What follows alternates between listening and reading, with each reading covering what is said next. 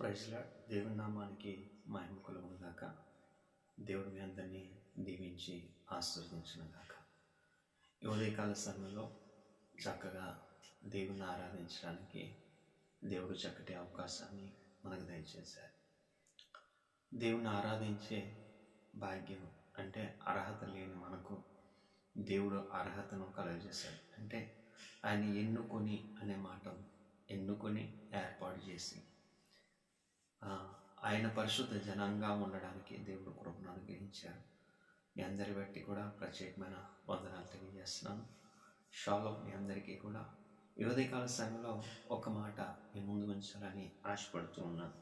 ఆదికాండంలో మనం చూసినట్లయితే ప్రియమైన దేవుని బిడ్డలారా 4వ అధ్యాయము 26వ వచనంలో చక్కటి మాట, మరియు షేతునకు కుమారుడు పుట్టెను, అతనికి ఎనోషు అని పేరు పెట్టారు.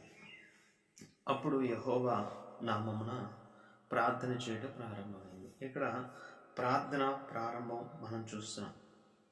ఆదికాండంలో ఆదాము హవ్వలో కానించి కూడా మళ్ళీ చివరికి ఎనోషు, సేతు కుటుంబంలో నుంచి ఎనోషు వచ్చిన తర్వాత ఆ ఎనోషు ద్వారా ప్రార్థన అనేది ప్రారంభమైంది. ప్రార్థన చాలా ప్రాముఖ్యమైనది. ప్రార్థన అంటే దేవునితో మాట్లాడడం.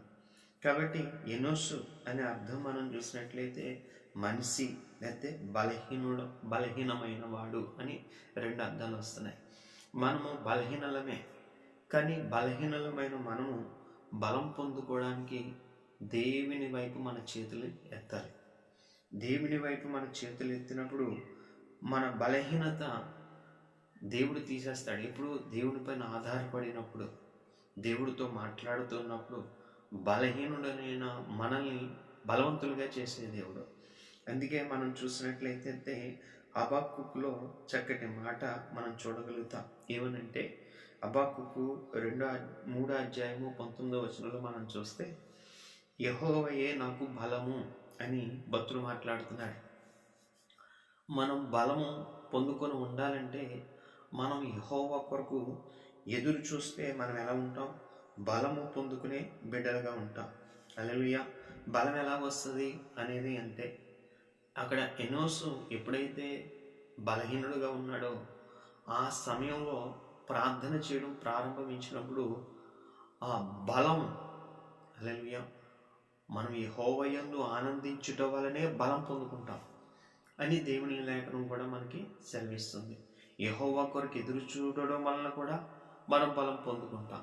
హబక్కూకు కూడా అంటున్నాడు, యెహోవా నాకు బలము ధరింపజేయండి. కాబట్టి దేవుడు ఒక్కడే మనకి బలం ధరింపజేస్తాడు. మరి ఈ బలం పొందుకోవాలంటే మనం చేయవలసిన పనులు ఏంటంటే, ఒక విషయం, ఉదయకాల సమయంలో మనం లేచి మనం ఎప్పుడైతే ఉదయకాల సమయంలో దేవునికి ప్రార్థన చేస్తే మనకి దేవుడు ఎటువంటి సహాయాన్ని అందిస్తాడో, ఉదయకాల ప్రార్థన ఎందుకు చేయాలి, ప్రార్థన అనే మాట అక్కడ ఉంది కాబట్టి ఉదయకాలం ఎందుకు ప్రార్థన చేయాలి అనే విషయాన్ని మనం ఆలోచన చేస్తే, కీర్తనకారుడు మనం చూస్తే 4వ అధ్యాయం 3వ వచనంలో చూస్తే సిద్ధపాటు కొరకు మనం ప్రార్థన చేసుకోవాలి. అక్కడ కీర్తనకారుడు చక్కగా మరి దేవుణ్ణి అడుగుతూ ఉన్నాడు.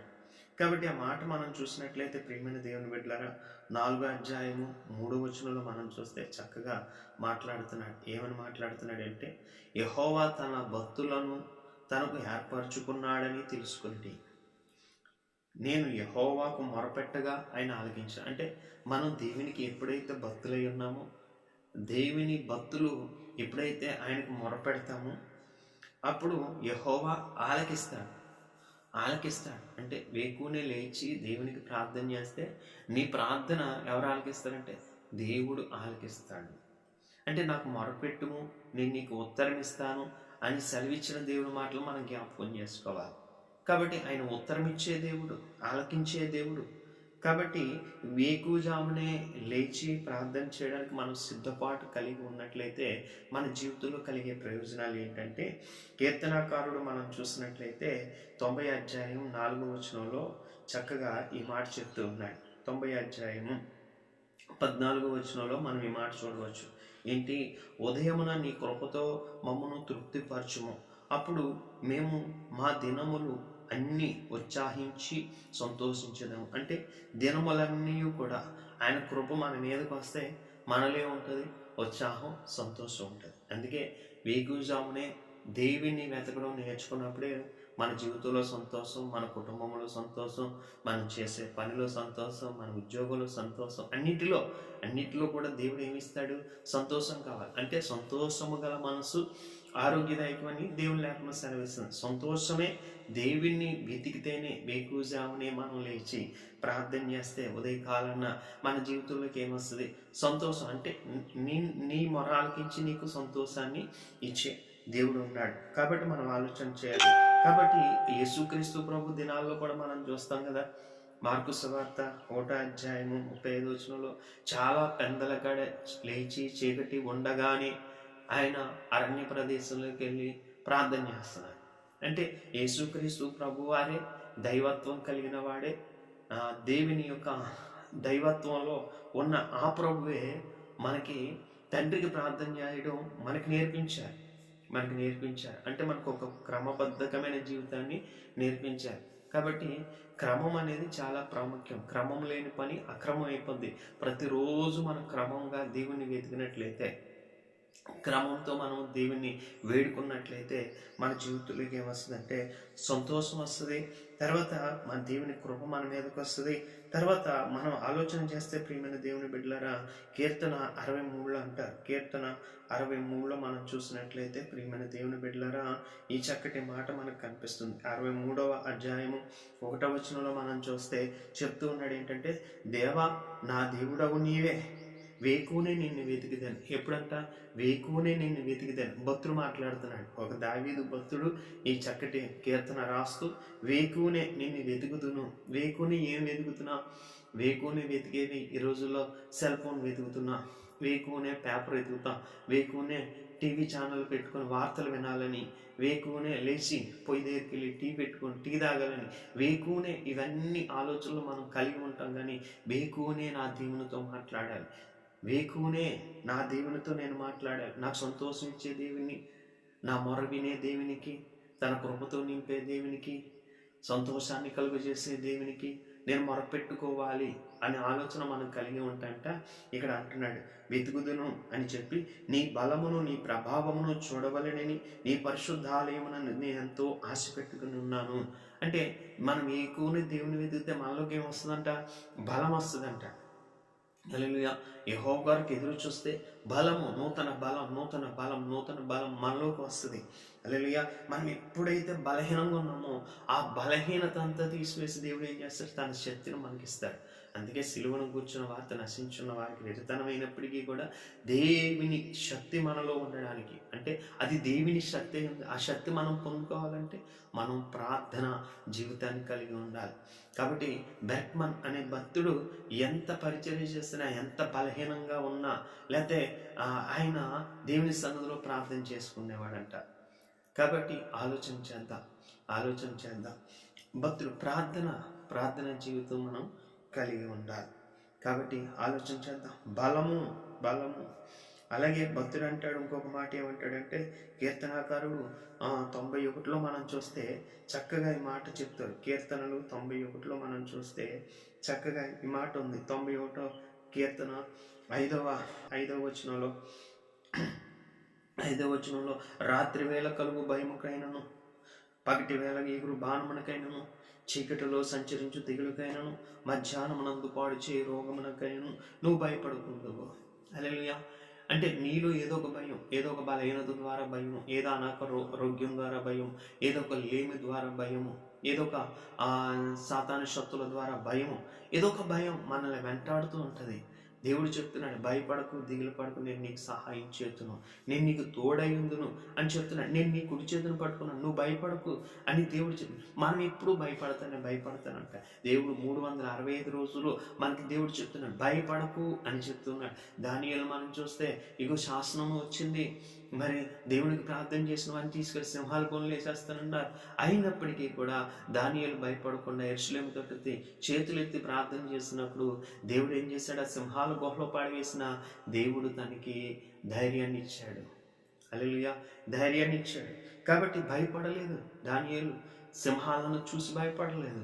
సింహాలను నోరు మూసి దేవుని వైపు చూశాడు. హల్లెలూయా. మనం కూడా అటువంటి ధైర్యాన్ని కలిగి ఉండాలి అని దేవుని లేఖనం సెలవుస్తుంది. అంటే ఉదయకాలన ప్రార్థన ఎందుకు చేయాలి అనేదంటే సిద్ధపాటు కలిగి, సంతోషము కలిగి, క్రమబద్ధమైన జీవితం. కాబట్టి బలహీనమైన సమయంలో నుంచి మనకి బలం పొందుకునే ఆ కృపించే దేవుని కట్లు భయమును తొలగించే దేవునికి మనం ప్రార్థన చేయాలి. కాబట్టి ఈ రీతిగా మనం ప్రార్థన చేయాలి. అందుకనే మనం ఆలోచన చేయాలి. హల్లెలూయా. అది ప్రార్థన అనేది ఎలా ఉండాలి అంటున్నాడంటే భక్తుడు ఈ మాట మాట్లాడుతున్నాడు. 19వ కీర్తనలో మనం చూస్తే ఆయన అంటున్నాడు, 14వ వచనంలో మనం చూస్తే చక్కగా ఈ మాట మాట్లాడుతున్నాడు. యెహోవా నా ఆశ్రయదుర్గమా, నా విమోచకుడా, నా నోటి మాటలను, నా హృదయ జ్ఞానము నీ దృష్టికి అంగీకారముగా ఉండాలి. అంగీకారమైన జీవితాన్ని ప్రభు కొరకు జీవించాలి. అంటే మనం వేకువజామున లేచి, ప్రభువా నీ దృష్టికి అంగీకారమైన బ్రతుకును నేను జీవించేటట్టు నాకు సహాయం చేయి అని దేవుని సన్నిధిలో మనం ప్రార్థన చేసుకోవాలి. కాబట్టి ప్రియమైన దేవుని పట్ల ఉదయకాలం ప్రార్థన ఎందుకు చేయాలి అంటే మనం ఆలోచన చేస్తున్నాం. దేవుని దృష్టికి అంగీకారమైన జీవితం. దేవుని దృష్టి నోహు పైన ఉంది, కృప పొందినవాడాయను. హల్లెలూయా. దేవుని దృష్టి ఆనోకు పైన ఉంది, అందుకనే ఆనోకు దేవునితో నడిచిపోయాను. దేవుని దృష్టి మన మీద ఉండాలి. నీ దృష్టికి అంగీకారంగా నేను ఉండే భాగ్యాన్ని నాకు దయచే ప్రభువా అని మనం వేకువజామునే ప్రార్థించుకునే బిడ్డలుగా ఉండాలి. యోబు కూడా అంటాడు. యోబు గ్రంథంలోకి మనం వెళ్ళినట్లయితే యోబు ఈ చక్కటి మాట మాట్లాడతాడు. యోబు 38:12లో మనం చూసినట్లయితే చక్కగా ఈ మాట మాట్లాడుతున్నారు. యోబు గ్రంథంలో మనం చూస్తే చూడండి, అరుణోదయము భూమి దిగంతముల వరకు వ్యాపించినట్లు అది దుష్టులను తనలో నుండకుండా అంటే దుష్టత్వంలో నుండి మనం బయటికి రావాలని, దుష్టత్వపు ఆలోచనలు, దుష్టత్వపు తలంపులు, దుష్టత్వపు కోరికలు, దుష్టత్వపు చూపులు, దుష్టత్వపు నడక, ఇవన్నీ కూడా మనలోకి రాకుండా మనం ఏం చేయాలంట, ఉదయకాలన్న ప్రార్థన చేసుకుంటే దేవుడు మనకి ఇవన్నీ కూడా సహాయాన్ని అందిస్తాడు. కాబట్టి ప్రియమైన దేవుని బిడ్డలారా, ఎనోసు కాలంలో బలహీనమైన ఎనోసు అని అక్కడ చూస్తున్నాం. కానీ బలహీనమైన పరిస్థితులను బలవంతంగా మార్చే దేవునికి వారు మొరపెట్టినట్లుగా మనం చూస్తాం. అందుకే ఎనోసు పుట్టిన కాలంలో ఏమైంది, యెహోవా నామమున ప్రార్థన చేయటం ఆరంభమైంది. అప్పటి నుంచి ఇప్పటి వరకు అనేక భక్తుల యొక్క ప్రార్థనలు మనం చూస్తున్నాం. ఆది అపోస్తుల ప్రార్థనలు చూస్తున్నాం. యేసుక్రీస్తు యొక్క ప్రార్థనలు చూస్తున్నాం. భూలోకమున తలకిందులు చూస్తున్నాం, వారి ప్రార్థన చేస్తున్నాం. ఏమంటే పేతురు చెరసాలలో ఉంటే సంఘం అంతా ప్రార్థన చేస్తే పేతురు సంఖ్యలు విడిపోయినట్లుగా చేసిన దేవుని చూస్తున్నాం. అంటే ప్రార్థన ఎంత శక్తివంతమైనదో చూడండి. అందుకే ప్రార్థన చేయడం మీ వంతైతే కార్యం చేయడం నా వంతని దేవుడు చెప్పాడు. మనం ప్రార్థన చేస్తే దేవుడు సమస్త కార్యాలను జరిగించగలిగిన దేవుడు, అసాధ్యమైనది లేనివాడు, సమస్తము సాధ్యపరచగలిగిన దేవుడు. అందుకని యాకోబు రాత్రంతా దేవునితో పెనుగులాడాడు. ప్రభా నీవు నన్ను దీవిస్తేనే కానీ, నీవు నన్ను ఆశ్రదిస్తేనే కానీ నేను విడిచిపెట్టనయ్యా అని పెనుగులాడుతున్నాడు. పౌలు కూడా నేను ఆత్మతోనూ మనసుతోనూ ప్రార్థన చేద్దును అంటాడు. ఎపెప్రా కూడా ఆత్మలో పోరాడుతూ ఉన్నాడంట, ప్రార్థనలో పోరాడుతూ ఉన్నాడంట. ప్రార్థన చేసేది నువ్వు కాదు కానీ నీలోనున్న ఆత్మే. కాబట్టి అందుకనే ఉచ్చరింప సత్యము కాని మూలుగలతో ఆత్మ తానే మీ పక్షముగా పోరాడును. కాబట్టి ఆత్మదేవుడు నిన్ను లేపుతూ ఉంటాడు. ఏ బలహీనంలో ఉన్నా సరే ప్రార్థన చేయని నేను లేపుతూ ఉన్నప్పుడు నీవు దేవుని యొక్క స్వరం వింటూ ఆయన మాటకు లోబడుతూ మేకువజామునే లేచి క్రమబద్ధకమైన రీతిగా ప్రార్థన చేస్తే నీ కుటుంబంలో, నీ జీవితంలో, నీ వ్యక్తిగత జీవితంలో, అన్ని విషయాల్లో, నీ సంఘ పరిచయాలు, అన్ని విషయాలు దేవుడు అద్భుతమైన కార్యాలను జరిగించడానికి దేవుడు శక్తిమంతుడిగా ఉన్నాడు. అటువంటి కృప దేవుడు మీకును మీ కుటుంబాలకు ఎల్లప్పుడూ అనుగ్రహించి ఉదయకాలమున ప్రార్థన చేస్తే ఇటువంటి ఆశీర్వాదాలు నేను పొందుకోగలను అని అనుకుంటే సిద్ధపాటు కలిగి నువ్వు ప్రార్థన చేస్తే సంతోషమైన జీవితం, క్రమబద్ధకమైన జీవితం, బలహీనతలు సహాయం చేస్తూ భయం లేకుండా దేవుని దృష్టికి అంగీకారమైన జీవితంలో దుష్టత్వంలో పడిపోకుండా దేవుడు నడిపించి సహాయం చేయను గాక. అటువంటి దీవెనలు మీ కుటుంబానికి దేవుడు అనుగ్రహించి బలపరచునుగాక. షాలో ప్రైజ్లా దేవుడు మనం దీవించునుగాక.